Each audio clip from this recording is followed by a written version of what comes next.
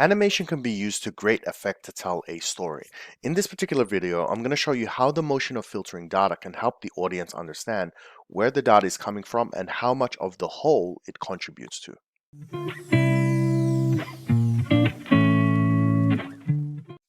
In this video, we're going to cover something really fun, so kind of have a little break from all the kind of super analytical stuff. And we're going to talk about animation. And there's kind of two main animations you can do. The first is the animation of when you're building something. Okay, so it kind of shows you the construction. The second being you have a visualization and you animate the visualization itself. So let's cover the first one in this video. So here I am. And what we're going to do is we're going to go into format and you're going to go animations. Now by default, this is set to off. Okay, so I'm going to just leave it at off for now, and I'm going to show you what happens if I build something. So if I build state and group, okay, make that a little bit wider, and I'm going to add a bar chart, and I sort it, and I add some sort of color. So let's say result.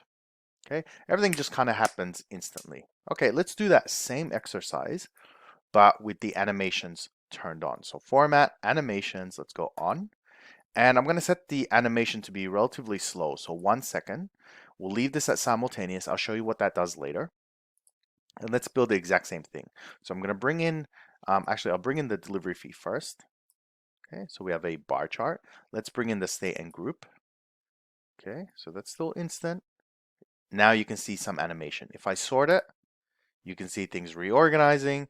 If I bring in, let's say, the result for the color, things start to animate. So one of the things I like about this animation is as you're building, you can kind of see how things are moving. Oh, that one came from there, and it goes like that. If you build something that's super detailed, maybe you will have some performance issues, but I've rarely come across that issue. Okay, so that is really the first type of animation.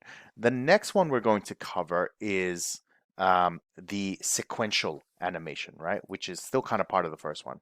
So if I go into animation, you're going to see this button right here. So what is the difference? Okay, so we're kind of skipping ahead here, but I have built this dashboard.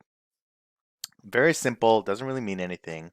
And what I've done is I've activated the filtering in them. So basically what happens is if I click on ACT, everything filters based on ACT.